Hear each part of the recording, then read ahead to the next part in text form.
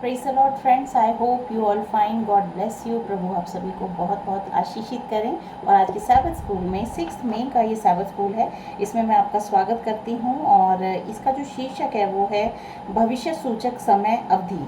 यहाँ पे हम जो बाइबल की वर्सेस पढ़ेंगे वो प्रकाशित वाक्य अध्याय 11 की 3 हम पढ़ेंगे। इसमें लिखा है, मैं अपने 2 गवाहों को यह अधिकार दूंगा कि टाट ओढ़े हुए 1260 दिन तक भविष्यवाणी करें। तो एक समय काल 1260 वर्षों के लिए वो भविष्यवाणी करेंगे, वो गवाह।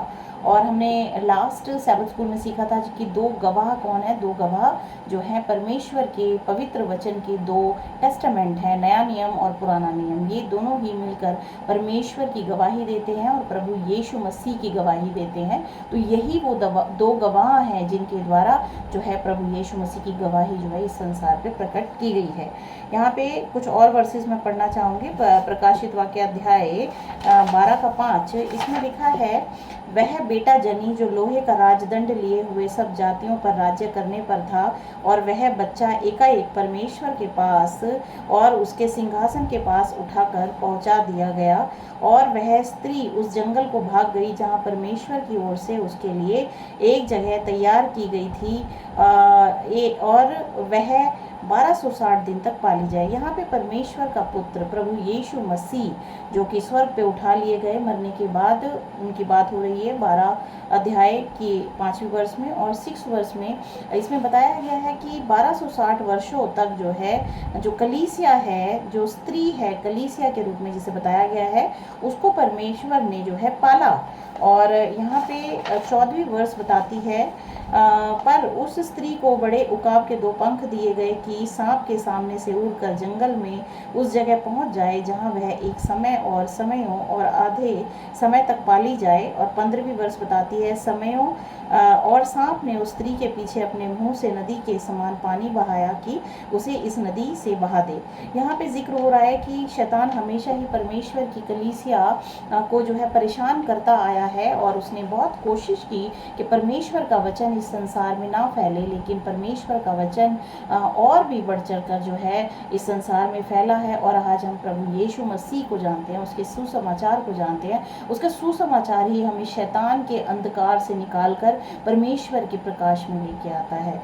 यहाँ पे हम दानियल की जो भविष्यवाणी है अध्याय 7 उसके 25 पढ़ेंगे। इसमें लिखा है, और वह परम प्रधान के विरुद्ध बातें कहेगा और परम प्रधान के पवित्र लोगों को पीस डालेगा और समय और व्यवस्था के बदल देने की आशा करेगा, वरन 3.5 काल तक वह सब उसके वश में कर दिए जाएंगे। 3.5 काल जो है वो 1260 का समय अवधि है। और ये 1260 की जो समय अवधि है ये शुरू होती है 538 ईस्वी से लेके 1798 तक। और ये जो काल था ये यहाँ पे रोमन कैथोलिक जो चर्च का था वो आधिपत्य स्थापित हो चुका था संसार में, और परमेश्वर के वचन को इन्होंने दबाया, छुपाया, और इन्होंने एक मूर्ति पूजा के रूप में जो है प्रभु यीशु मसीह का नाम इस संसार में फैलाया, और शैतान ने अपनी पूजा कराई और नाम जो है प्रभु यीशु मसीह का। और रोमियो में पौलुस कहते हैं कि एक ऐसा समय आएगा कि जब सत्य जो है असत्य जो है सत्य को छुपा देगा, और अधर्म के द्वारा धर्म को छुपा दिया जाएगा। तो ये वो काल था जिसमें कि अधर्म के द्वारा धर्म को छुपा दिया गया, सच्चाई को छुपा दिया गया, बाइबल को छुपा दिया गया। बाइबल के पढ़ने पे भी जो है वो उनको प्रतिबंध था लोगों पे, और जो प्रभु यीशु मसीह का के प्रति जो व्यक्तिगत संबंध जो प्रभु यीशु मसीह ने कहा उसको नहीं, उसके बारे में कोई भी ज्ञान लोगों को नहीं था। वो सिर्फ एक धर्म के रूप में जो है प्रभु को जानते थे, और उसमें भी बहुत भांति भांति के जो उनके चेले थे और बहुत सारे लोगों को वो जो है आराधना में शामिल करते थे। और परमेश्वर का जो व्यक्तिगत संबंध एक मनुष्य के द्वारा हो सकता है और जिसके द्वारा उद्धार उसके जीवन में आता है, उसकी शिक्षा नहीं दी जा रही थी। तो यहाँ पे हम देखते हैं 1260 का जो समय था वो बहुत ही परमेश्वर ने इस काल को होने दिया। यहाँ पे लिखा है कि वह सब उसके वश में कर दिए जाएंगे, शैतान के वश में कर दिए गए। लेकिन उसके बाद जो रिफॉर्मेशन स्टार्ट हुआ उसके बाद जो है बहुत ही क्रांति आई और बाइबल का प्रचार हुआ, बाइबल बांटी गई, प्रिंट की गई, और उसको जो है बहुत सारे जो है प्रचारकों ने और बहुत मेहनत मेहनत करी, परमेश्वर की उनके ऊपर बहुत ही उनको शक्ति दी गई और उनको जो है साहस दिया गया कि वो परमेश्वर के वचन को उन्होंने विभिन्न भाषाओं में ट्रांसलेट किया और वो फिर इसमें जो है वो विजयी हुए और उन्होंने पूरे संसार में जो है बाइबल को जो है पहुंचाया। और बाइबल आज सबसे संसार में सबसे ज़्यादा पढ़ने जाने वाली बुक है और बाइबल ही के द्वारा जो है परमेश्वर की गवाही संसार को प्रकट हुई। हम भी प्रभु यीशु मसीह को वचन के द्वारा ही जानते हैं, क्योंकि ये वचन जीवता है और ये बताता है, परमेश्वर के वचन परमेश्वर के बारे में बताता है। तो इस तरीके से भविष्य सूचक समयावधि इसमें जो लिखी गई है, दानियल की भी 7:25 में बताया गया कि किस तरह से शैतान के हाथ में इस समय को कर दिया जाएगा, लेकिन परमेश्वर का कार्य तब भी होगा। और इसमें हम आगे इसमें पढ़ते हैं, इसमें क्वेश्चन है कि आप इन भविष्य सूचक कालखंडों से क्या समानताएं देखते हैं। समानताएं हम यही देखते हैं कि परमेश्वर के नाम को, परमेश्वर के वचन को कभी भी किसी ने दबा नहीं पाया, क्योंकि वो एक सामर्थी चीज़ है, उसको दबाना एक बहुत ही असंभव कार्य है। शैतान कोशिश करता है, शैतान, लेकिन वो नहीं दबा पाया। और परमेश्वर की आशीष, परमेश्वर की अगुवाई लोगों के ऊपर थी, इसीलिए उन्होंने परमेश्वर के वचन को फैलाया। यहाँ पे आगे लिखा है, दोनों गवाह टाट पहने हुए 1260 दिन तक भविष्यवाणी करेंगे। प्रकाशित वाक्य 11:3 में अभी मैंने पढ़ा। तो ये जो दो गवाह हैं वो पुराना नियम और नया नियम है।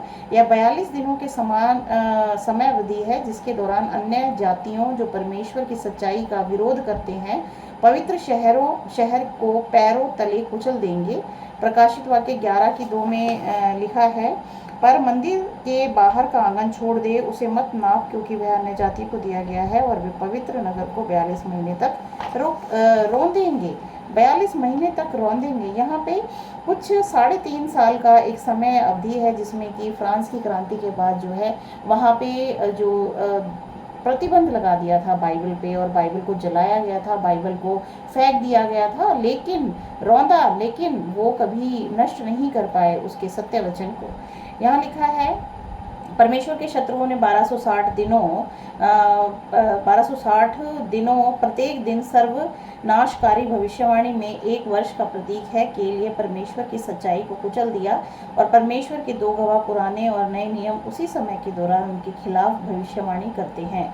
जैसा कि हम पहले ही देख चुके हैं, पार्ट 4 देखें। दानियल 7:25 कहता है कि रोमन साम्राज्य के टूटने से उत्पन्न होने वाले छोटे सींग की शक्ति परमेश्वर के लोगों को एक समय और कई बार 2 बार सताएगी और आधा समय एक वर्ष है, तो 3.5 गुना 1260 दिन के बराबर होता है। यहाँ पे हम देखें कि जो 538 यहाँ पे 538 ईस्वी से लेके 1798 का जो समय काल है वो 1260 वर्षों का समय है। और इसमें जो है यहाँ पे रोमन कैथोलिक चर्च की जो है वही रीति रिवाजों को उन्होंने परमेश्वर का जामा पहना दिया था। और इस तरीके से प्रकाशित वाक्य 12:6 बताता है, परमेश्वर के लोगों के लिए 1260 दिनों के उत्पीड़न के बारे में बात करता है। और प्रकाशित वाक्य 12:14 एक समयों और आधे समय की बात करता है। प्रकाशित वाक्य 13:5 में लिखा है 42 महीनों के बारे में बात करता है। प्रकाशित वाक्य 13:5 जो कि हमने प्रकाशित वाक्य 13:5 में लिखा है, बड़े बोल बोलने और निंदा करने के लिए उसे एक मुंह दिया गया, उसे 42 महीने तक काम करने का अधिकार दिया गया। यहाँ पे एक समय अवधि निर्धारित है जिसमें कि परमेश्वर का वचन दबाया जाएगा, लेकिन उसको वो दबा नहीं पाएंगे। और यहाँ पे वही समय अवधि की बात हुई है। जब पवित्र शास्त्र के अधिकार की उपेक्षा की जाती है तो उसके स्थान पर अन्य अधिकार उत्पन्न हो जाते हैं। इससे अक्सर उन लोगों का उत्पीड़न होता है जो परमेश्वर के वचन का समर्थन करते हैं, जो कि 538 ईस्वी से लेकर 1798 ईस्वी तक पोप के प्रभुत्व के समय हुआ, जब मध्ययुगीन चर्च गहरे आध्यात्मिक अंधकार में उतर गया था। मनुष्यों के आदेशों ने परमेश्वर की आज्ञाओं का स्थान ले लिया और यहाँ पे सिर्फ रीति रिवाज जो हैं माने जाते थे परमेश्वर के नाम पे, और सिर्फ जो है अधर्म ने धर्म को छुपा दिया था। मानवीय परंपराओं ने सुसमाचार की सरलता पर ग्रहण लगा दिया। रोमन चर्च पूरे यूरोप पर अपना अधिकार बढ़ाने के लिए धर्मनिरपेक्ष शक्ति के साथ एकजुट हुआ। जो रोमन चर्च था वो पूरे यूरोप पर अपना अधिकार बढ़ाने के लिए एक स्वार्थ के रूप में जो है धर्मनिरपेक्ष शक्ति के साथ जो है एकजुट हुआ। इन 1260 वर्षों के दौरान परमेश्वर का वचन, उसके दो गवाह टाट का कपड़ा पहने हुए थे। उनकी सच्चाइयाँ परंपरा और अनुष्ठान के विशाल ढेर के नीचे छिपी हुई थी। ये दोनों गवाह अब भी भविष्यवाणी कर रहे थे, बाइबल अभी भी बोलती थी।